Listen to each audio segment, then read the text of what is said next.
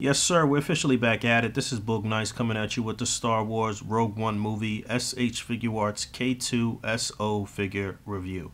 Let's do it. Ain't for no scalper. You a scalper? Then fuck out shit.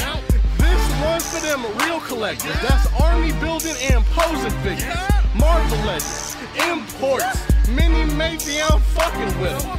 Hype beast, we know about you. Stay buying figs, don't know about it. Closer look at the back. You can see a couple of shots of the figure, Star Wars logo, SH Figuarts logo. Bunch of Japanese I'm not going to be able to read to you. And here's one side. Disney logo, SH Figuarts logo, Star Wars Rogue One up at the top, K-2SO. This box is actually a little bigger than the standard box. Obviously, K-2SO is a pretty tall droid. Taking a look at K-2SO out of the package, and I must say this is a fun figure to mess around with. It is pretty cool, man. I do like the engineering here. SH Figuarts did some pretty unique things with this figure. I do know that the Black Series version is pretty damn good as well. I don't have the figure. I think we ended up getting this figure for my daughter for Christmas, though, the Black Series version. So I haven't actually messed around with it in hand yet, but I do know that that version is very good as well. And I don't really have too many complaints about this figure. I think they did a really good job. Let's look at some of his accessories real quick. So not too many accessories with this guy. Out of the package, he comes with two fisted hands.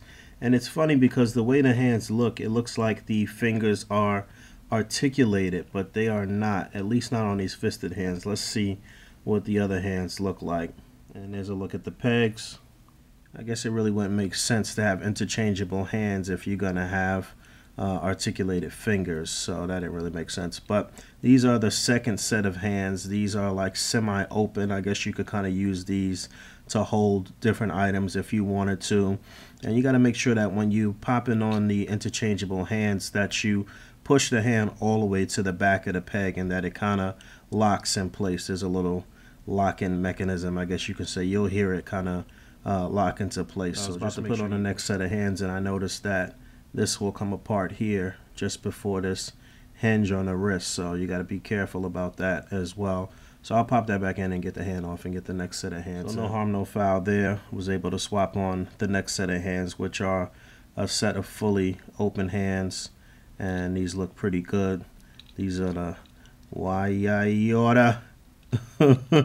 So yeah, these look pretty good, and while the fingers do look articulated, they are not. And just taking a closer look at some of the details on the figure, I think this is a very cool design. I think this is one of the coolest droid designs from any Star Wars movie. I love the kind of just sleek look, and I don't think they overdid it. I don't think they did too much with him. I think how they animated him in the movie looked very authentic, looked very real. It wasn't over the top. But anyway, yeah, you can see the Imperial logo on the left and right shoulder. You can see some buttons and some different little mechanisms to make them work, I suppose, here in the front. And these little gray pistons look like that is what helps them to kind of move at the abdomen. And I do like the design of the head sculpt. You can see just a little bit of kind of mustard yellow here around the shoulders, mostly black, some gray in some of the areas of the joints, or silver. And he looks very cool, man. I really do like this design a lot. You can see the little antenna on the back, and this guy looks very cool. In terms of articulation, I think this is where the figure really shines. There is a lot of articulation. They did a lot of unique things with this guy. Let me know in the comments how it compares to the Black Series version in terms of articulation.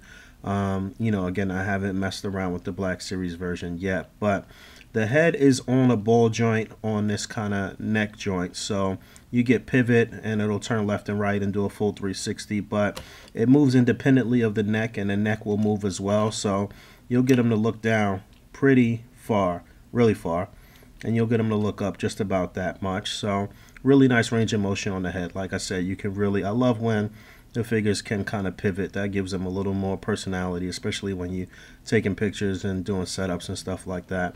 The shoulders are on a ball joint, and this has been a theme throughout this wave as far as this new thing that they're doing with the shoulder pad. That is basically it's a hinge at 2 points. So being that it does hinge there, it doesn't, you know, hinder the articulation in any way. You can get the shoulder up pretty far. The arms can do a full 360. And then they also have this kind of SHF butterfly joint. And again, this is like the Death Trooper. That does come off. It's not broken. There is a little peg that it'll tab back on, but I'm gonna leave that off for now. You do get rotation at the upper bicep. You get a single jointed elbow.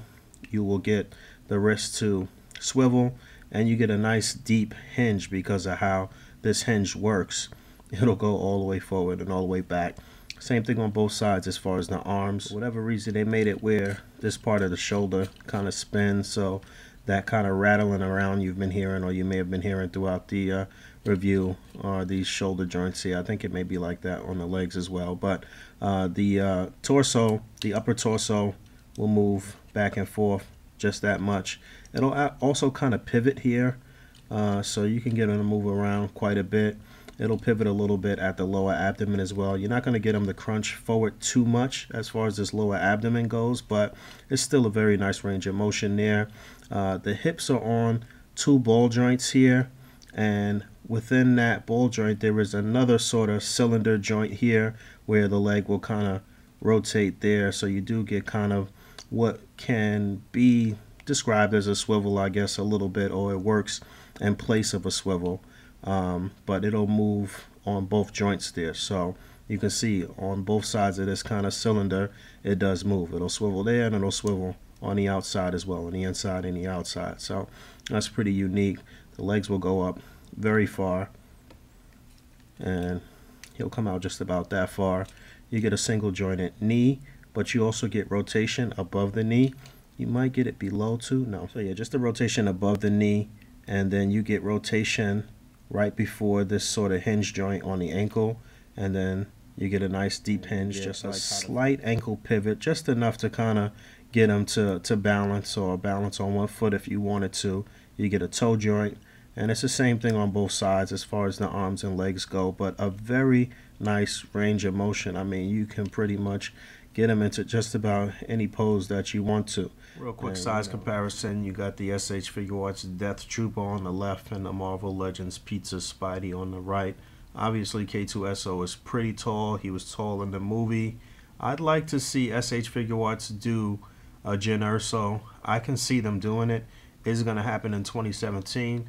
Not sure about that, but I'd like to see how a Jyn Erso would stack up next to this guy.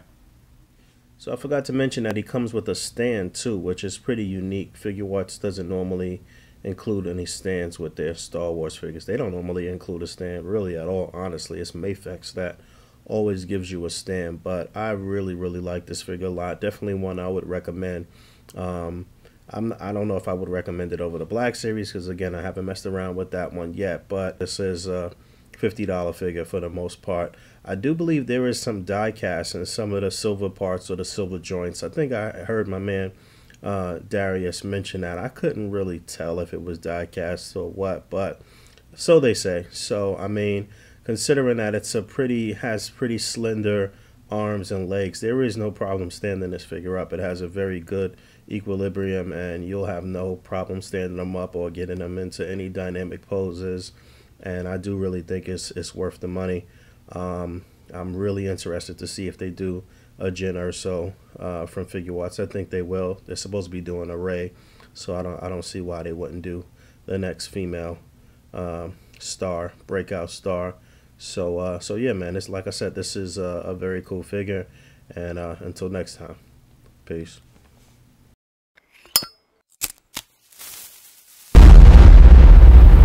That's crispy.